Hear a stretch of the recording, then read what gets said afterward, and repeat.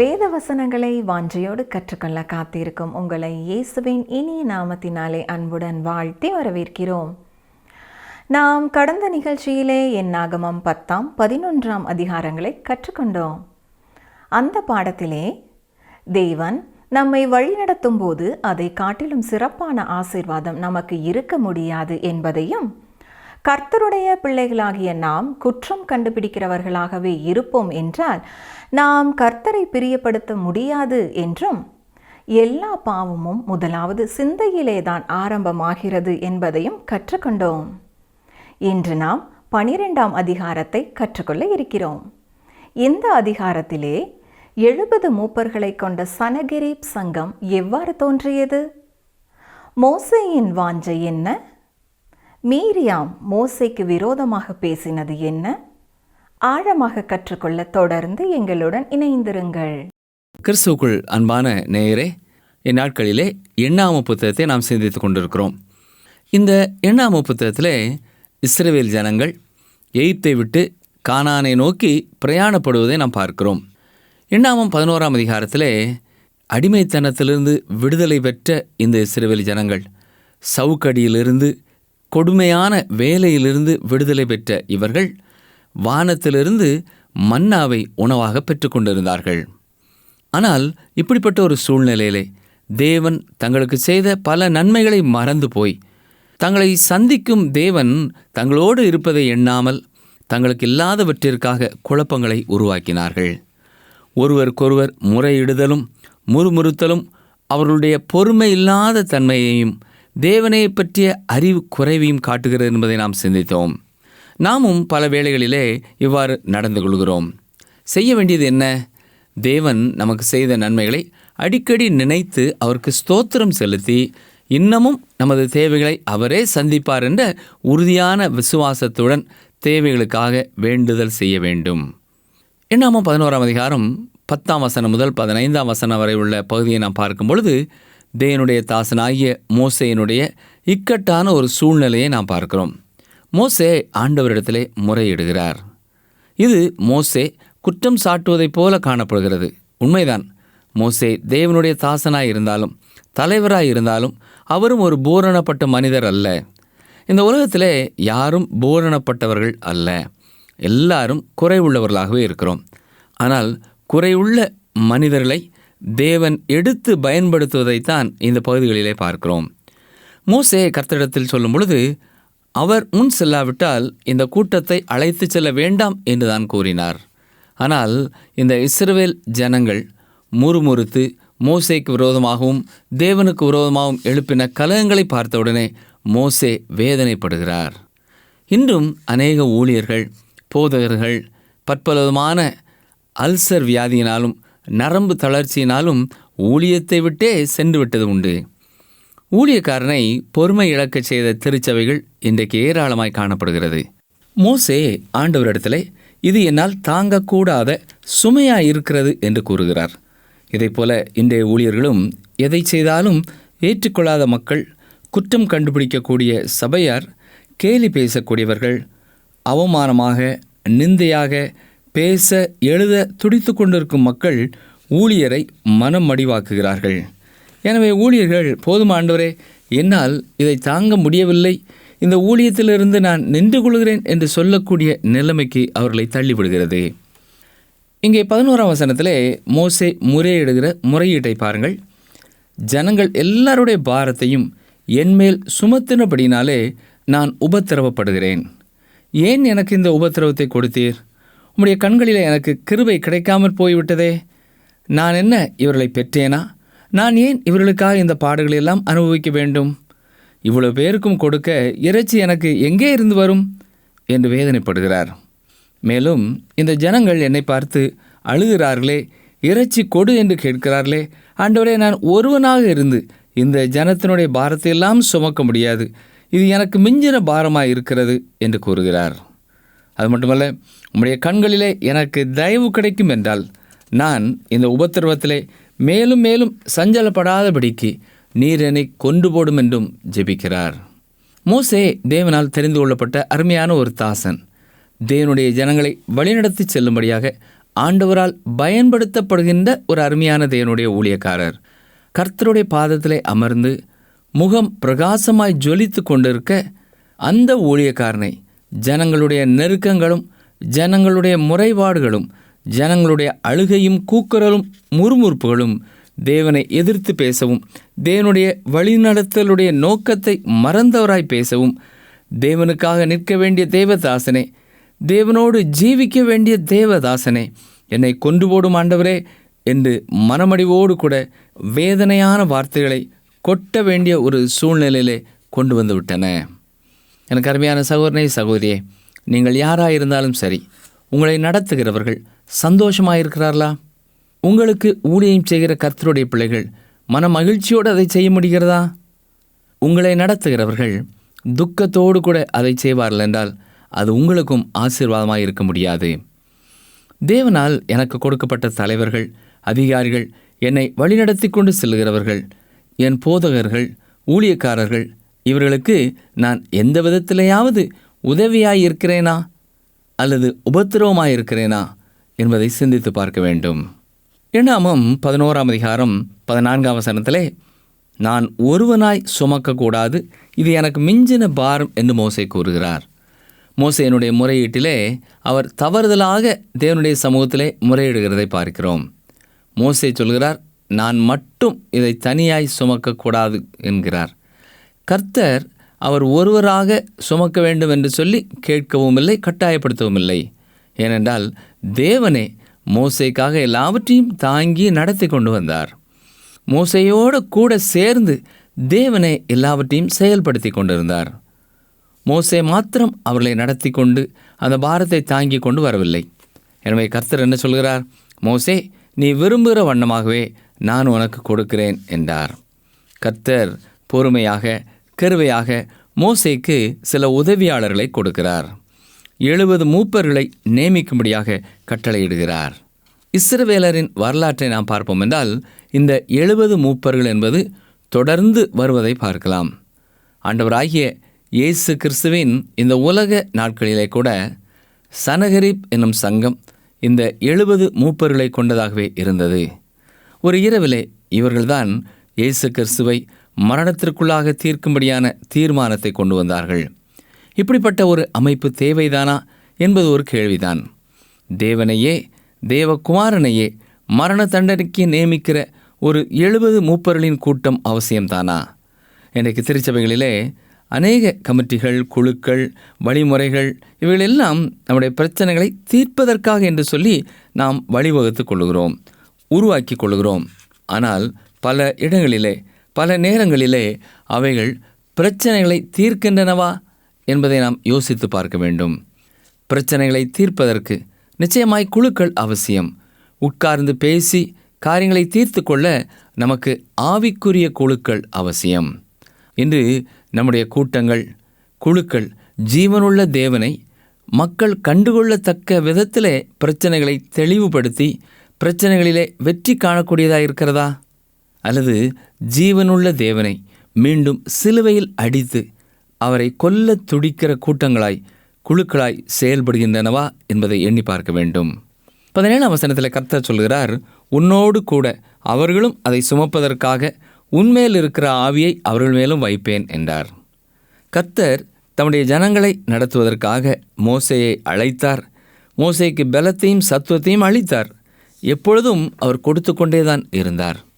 அவர் யாரையும் ஒரு பொழுதும் அவர்களால் முடியாத ஒரு வேலையை செய்ய வேண்டும் என்று கட்டாயப்படுத்துகிறவர் அல்ல. அருமையான சகோதரனே, சகோதரியே, நீங்கள் அதிகமாக தேவனுக்காக செய்கிறீர்கள், உங்களுடைய தகுதிக்கு மீறி செய்கிறீர்கள் என்று நீங்கள் ஒருவேளை எண்ணுவீர்கள் என்றால் கர்த்தர் ஒருபொழுதும் உங்களுடைய தகுதிக்கு மீறி நீங்கள் செய்ய கேட்கிறவர் அல்ல என்பதை உணர்ந்து கொள்ளுங்கள். நீங்கள் சுமப்பதற்கு அரிதான எந்த ஒரு பாரத்தையும் உங்கள் மேல் சுமத்துவதற்கு அவர் ஒரு மனிதன் அல்ல. ஆண்டுடைய வல்லமையையும் ஆண்டுடைய வழிநடத்தலையும் நாம் சந்தேகிக்கவே கூடாது. எண்ணாமம் 11:18 முதல் 20 வசனங்களிலே தேவன் மக்களுடைய இறைச்சிக்கான தேவைகள் சந்திக்கப்படும் என்பதை தெளிவாக கூறுகிறார். இது ஒரு தீர்க்க தரிசனம் போலவே அமைந்திருப்பதை நாம் பார்க்கலாம். தெளிவான குறிப்புகளும் கால அட்டவணைகளை கொண்டதாகவும் ஆண்டவர் கூறுகிறார். இது எப்பொழுது நிறைவேற துவங்கும் என்றும் கூறுகிறார். நாளைக்கே கிடைக்கும் என்பதாக, அதாவது 24 மணி நேரத்திற்குள் ஆண்டுடைய வார்த்தை நிறைவேறும் என்பதாகவும் சொல்கிறார். என்ன நடக்கும்? எல்லா இஸ்ரவேலரும் மாமிச உணவு சாப்பிடுவார்கள். இது மனித முயற்சியால் நடக்க முடியாதது. ஆனால் தேவனால் எல்லாம் கூடும். கர்த்தர் நிச்சயமாய் இறைச்சி கொடுப்பார் என்று கூறப்பட்டது. எவ்வளவு நாட்களுக்கு கொடுக்கப்படும் என்பதையும் இங்கே தெளிவாக கூறுகிறார். 1 நாள் 2 நாள் அல்ல, 30 நாட்கள் கொடுக்கப்பட போகிறது. அவர்கள் போதும் போதும் என்று சொல்லத்தக்க அளவிற்கு அவர்களுக்கு கொடுக்கப்பட போகிறது. ஆம், அவருடைய தேவைகள் சந்திக்கப்படும் என்று ஆண்டவர் கூறுகிறார். பிரியமான சகோதரனை சகோதரியே, நம்முடைய தேவைகளையும் சந்திக்கிற கர்த்தராக நம்முடைய ஆண்டவர் இருக்கிறார். ஆனால் ஆண்டுடைய சித்தத்திற்கு நாம் ஒப்பு கொடுத்து நம்முடைய விண்ணப்பங்களையும் வேண்டுதல்களையும் ஸ்தோத்திரத்தோடு நாம் கொடுக்கும் பொழுது தேவன் தம்முடைய சித்தத்தின்படி நமக்கு கொடுக்கிற பதில் ஆசீர்வாதமானதாய் இருக்கும். சங்கீதம் 106:15 அவர்கள் கேட்டுக்கொண்டதை அவர்களுக்கு கொடுத்தார், ஆனால் அவர்கள் ஆத்துமாக்களிலோ இளைப்பை அனுப்பினார் என்று குறிப்பிட்டிருக்கிறார். தேவன் தம்முடைய பிள்ளைகளுக்கு பதில் கொடுக்கிறவராகவே இருக்கிறார். இறைச்சியை பெற்றுக்கொண்டவுடனே இந்த மக்கள் துள்ளி குதித்திருப்பார்கள், அங்குமிங்கும் ஓடியிருப்பார்கள். கர்த்தர் நம் விண்ணப்பத்தை கேட்டார், இதோ நமக்கு பதில் கிடைத்து விட்டது என்று அவர்கள் ஆட்டம் போட்டிருப்பார்கள். ஆனால் அதன் முடிவை நாம் பார்க்க வேண்டும். அங்கே அவருடைய ஆத்துமாக்களிலே இளைப்பை அனுப்பினார். அப்போஸ்தலனாகிய பவுல் பிலிப்பி சபைக்கு எழுதும் பொழுது என்ன எழுதினார்? வாசிக்கிறேன். பிலிப்பியர் 4:6 நீங்கள் ஒன்றுக்கும் கவலைப்படாமல் எல்லாவற்றையும் குறித்து உங்கள் விண்ணப்பங்களை ஸ்தோத்திரத்தோடே கூடிய ஜெபத்தினாலும் வேண்டுதலினாலும் தேவனுக்கு தெரியப்படுத்துங்கள்.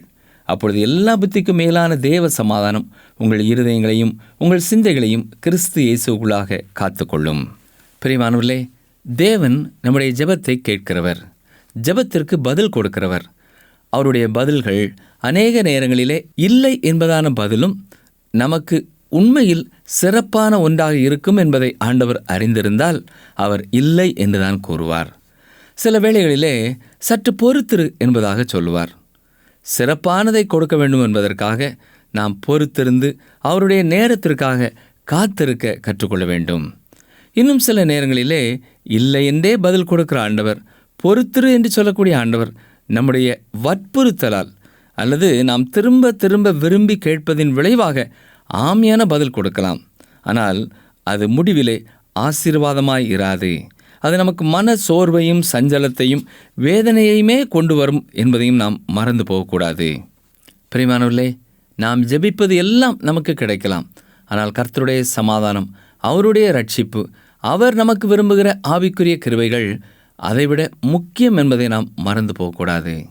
எண்ணாகமம் 11:21 மோசே தேவனை பார்த்து கேட்கிறார், ஆண்டவரே, 6 லட்சம் மக்கள் காலாட்களாய் இருக்கிறார்கள், புசிக்கும்படி இறைச்சி கொடுப்பேன் என்று சொன்னீரே, எத்தனை ஆடு மாடுகளை அடித்தாலும் இது போதுமா?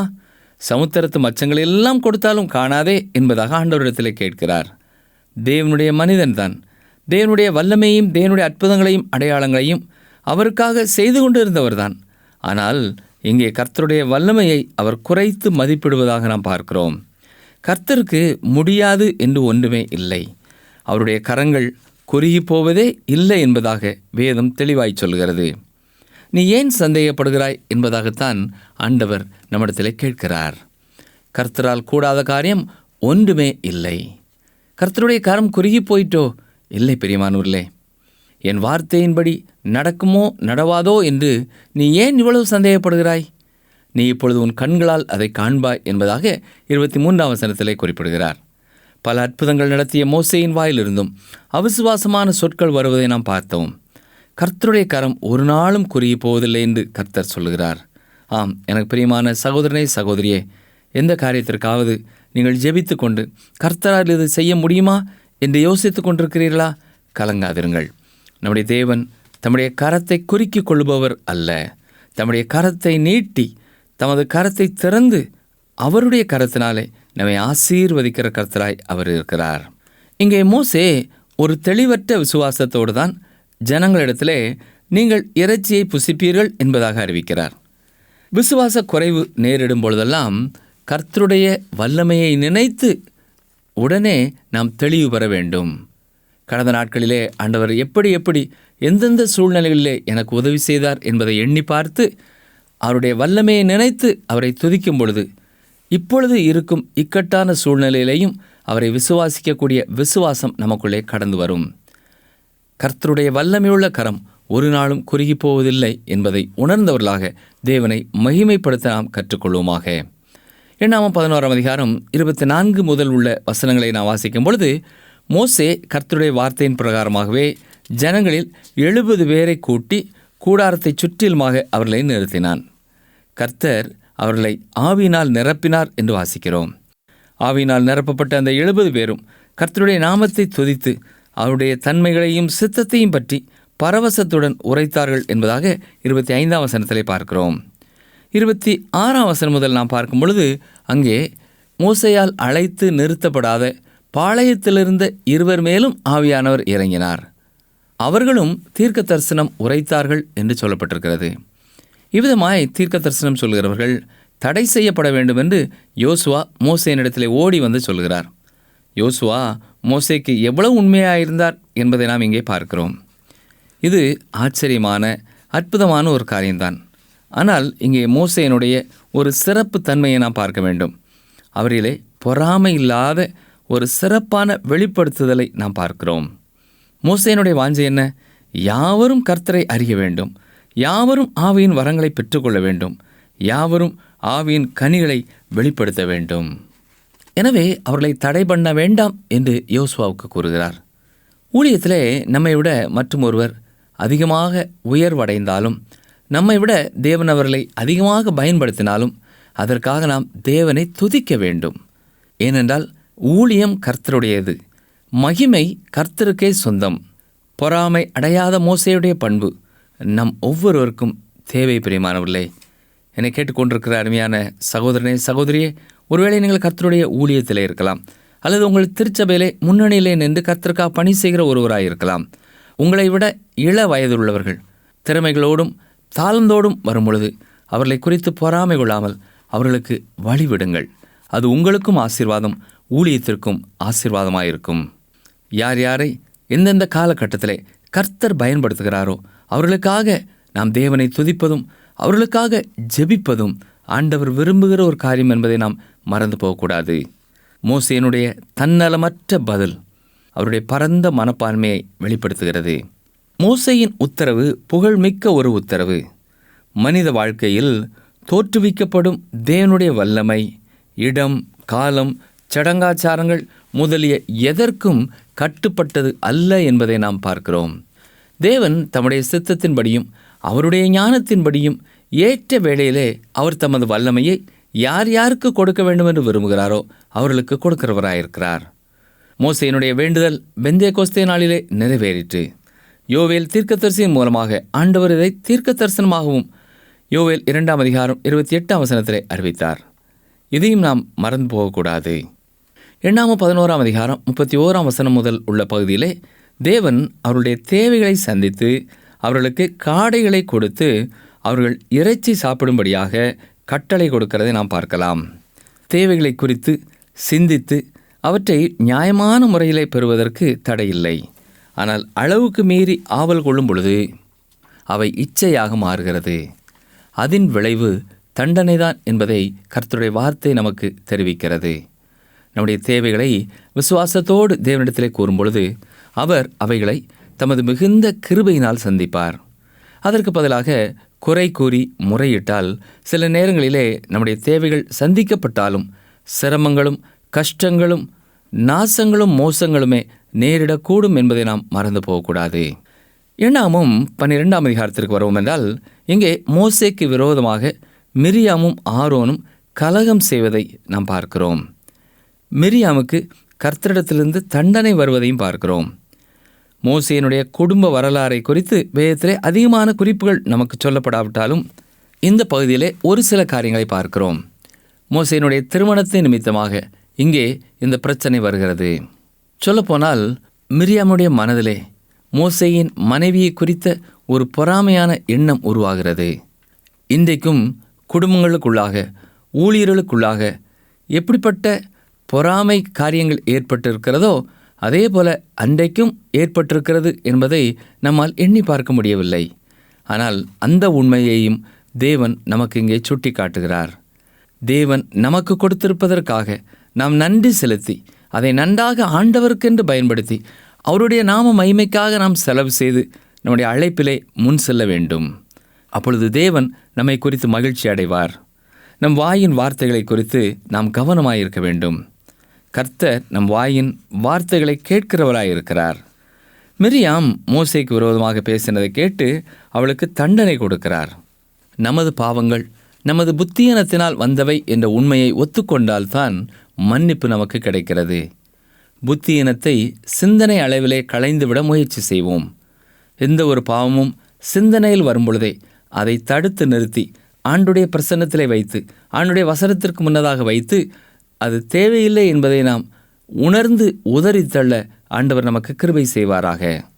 ஆனால் அதை செயலளவிற்கு அனுமதி கொடுக்கும் பொழுது அந்த புத்தியீனமானது பாவத்தை பிறப்பித்துவிடும் என்பதை ஆண்டவர் உணர்த்துகிறார். மோசே சாந்த குணம் உள்ளவராயிருந்தார். மோசே உண்மையுள்ளவராயிருந்தார். மோசே மன்னிக்கிறவராக பரிந்து பேசுகிறவராக காணப்படுகிறார். அருமையான சகோதரனே சகோதரியே, நம்முடைய வாழ்க்கையிலே சாந்தம், உண்மை, மன்னிப்பின் சிந்தை, பிறருக்காக தேவனிடத்திலே பரிந்து பேசுகிற நல்ல எண்ணம், நல்ல குணம் காணப்படும் என்றால் தேவனுடைய ஆசீர்வாதத்தின் சாட்சிகளாய் நாமும் காணப்பட முடியும். மோசே சாந்த குணமுள்ளவராய் இருந்தது மட்டுமல்ல, தன்னை குறைவாக பேசினவர்களை மன்னித்து அவர்கள் மேலும் இறக்கப்பட்டு அவர்களுக்காக ஜெபிக்கிறவராயிருந்தார். நம்முடைய வாழ்க்கையிலே நமக்கு விரோதமாய் பேசுகிறவர்கள், நமக்கு விரோதமாய் செயல்படுகிறவர்களை நாம் மன்னிக்கிறோமா? அல்லது பல மாதங்களாக வருடங்களாக அதை எண்ணி எண்ணி வெந்து கொண்டிருக்கிறோமா? நிகழ்ச்சி கேட்டுக்கொண்டிருக்கிற எனக்கு அருமையான சகோதரனே சகோதரியே, உங்கள் குடும்பத்திலேயோ அல்லது நீங்கள் வேலை செய்யும் இடத்திலேயோ யாரோ உங்களை துக்கப்படுத்தினதினாலே, குற்றப்படுத்தினதினாலே இன்றைக்கும் வேதனையோடு வாழ்கிறீர்களா? வேண்டாம், அதை ஆண்டவருடைய கரத்திலே ஒப்புக்கொடுங்கள். உள்ளத்தின் ஆழத்திலிருந்து அவர்களை நீங்கள் மன்னியுங்கள். அப்பொழுது அவர்கள் மேல் வரும் சாபம் தடுத்து நிறுத்தப்படும். ஜெபிப்போமா? எங்களை நேசிக்கிற எங்கள் அன்பின் ஆண்டவரே, இன்றைக்கும் நாங்கள் சிந்தித்த சத்தியங்களுக்காக உமக்கு நன்றி செலுத்துகிறோம். நாங்கள் எவ்வளவு பெரிய பணியை செய்யும்படியாக உம்மால் தெரிந்தெடுக்கப்பட்டாலும் அத்தனை பணியை செய்வதற்கும் நீர் எங்களுக்கு ஞானமாய் பலனாய் இருப்பதற்காக உமக்கு ஸ்தோத்திரம், உமக்கு ஸ்தோத்திரம், உமக்கு ஸ்தோத்திரம். நாங்கள் செய்ய முடியாத எந்த ஒரு காரியத்தையும் நாங்கள் செய்யும்படியாக நீர் கட்டாயப்படுத்துகிற தேவன் அல்ல என்பதை நாங்கள் ஒத்துக்கொள்கிறோம் ஐயா. அதற்காக உமக்கு நன்றி செலுத்துகிறோம். ஒருவேளை எங்களுடைய பணி கடினமாகும் பொழுது, எங்கள் கரத்தில் கொடுக்கப்பட்டிருக்கிற பணி விரிவடையும் பொழுது, அது பெரிதாகும் பொழுது ஏற்ற உதவியாளர்களை, துணைகளை கர்த்தரே எங்களுக்கு கொடுக்கிறீர். கொடாக்கொடி ஸ்தோத்திரம், ஸ்தோத்திரம், ஸ்தோத்திரம். எத்தனையோ ஊழியங்கள், வளர்ந்து வரும் ஊழியங்களுக்கு உண்மையுள்ள அர்ப்பணிப்புள்ள ஊழியக்காரர்கள் தேவை ஐயா. நீரே சரியான பணியாளர்களை தர வேண்டும் என்று சொல்லி நாங்கள் ஜெபிக்கிறோம். திருச்சபைகளிலே உமக்கு சாட்சியான ஒரு சபையாய் அது வாழ்வதற்கு ஏற்ற ஆலோசகர்களை தாரும். உலகத்தையும் மாமிசத்தையும் விரும்பும் மக்களிடத்திலிருந்து எங்களுடைய திருச்சபைகளை கர்த்தர் விலைக்கு காத்துக்கொள்ள வேண்டும் என்று சொல்லி நாங்கள் ஜெபிக்கிறோம். ஆண்டவரே, நாங்கள் முறுமுறுக்கிறவர்களாக அல்ல, கர்த்தர் கொடுத்த நன்மைகளை நினைத்து நன்றி செலுத்துகிறவர்களாய் அனுதினமும் என்னுடைய வாழ்க்கையிலே முன்னேறி செல்ல நீரே கிருபை தர வேண்டும் என்று கேட்கிறோம். இன்றைக்கு இந்த நிகழ்ச்சியை கேட்டுக்கொண்டிருக்கிற ஒவ்வொரு சகோதரனையும் சகோதரியும் அவருடைய குடும்பத்தையும் ஆசீர்வதித்தலும். பெரிய வயதுள்ளவர்களுக்காக நாங்கள் விசேஷமாக ஜெபிக்கிறோம். அவர்களுக்கு ஒவ்வொரு நாளும் உம்முடைய சத்துவத்தையும் உம்முடைய பலத்தையும் நீரே தொடர்ந்து தர ஒப்புக் கொடுக்கிறோம். இந்த நாளும் இந்த வாரமும் எங்களுக்கு தொடர்ந்து ஆசீர்வாதமாக இருக்கட்டும். இயேசு ரட்சகரின் வல்லமையுள்ள நாமத்தினாலே தாழ்மையோடு ஜெபிக்கிறோம் பிதாவே, ஆமேன். அன்பர்களே, இந்த நாளிலும் நாம் கற்றுக்கொண்ட சத்தியங்கள் உங்கள் ஆவிக்குரிய வாழ்க்கைக்கு அதிக பிரயோஜனமுள்ளதாக இருந்திருக்கும் என்று நம்புகிறோம். சற்று மீண்டும் ஞாபகப்படுத்திக் கொள்வோமா? இந்த உலகத்திலே யாரும் பூரணப்பட்டவர்கள் அல்ல, எல்லாரும் குறைவுள்ளவர்களாகவே இருக்கிறோம். கர்த்தர் ஒருபோதும் உங்கள் தகுதிக்கு மீறி செய்யும்படி கேட்கிறவர் அல்ல. நம்முடைய தேவைகளை சந்திக்கிற கர்த்தராக நம்முடைய ஆண்டவர் இருக்கிறார். கர்த்தருடைய கரம் ஒருபோதும் குறுகி போகிறதில்லை என்பதற்காக நாம் தேவனை மகிமைப்படுத்த வேண்டும். ஊழியத்திலே நம்மை விட மற்றவர்களை தேவன் அதிகமாக பயன்படுத்தினால் அதற்காக தேவனை துதிக்க வேண்டும். சாந்தம், உண்மை, மன்னிப்பின் சிந்தை, பிறருக்காக தேவனிடத்திலே பரிந்து பேசும் எண்ணம் காணப்படும் என்றால் தேவனுடைய ஆசீர்வாதத்தின் சாட்சிகளாக நாமும் காணப்பட முடியும். மீண்டும் அடுத்த நிகழ்ச்சியில் சந்திப்போம். கர்த்தர் உங்களை ஆசீர்வதிப்பாராக.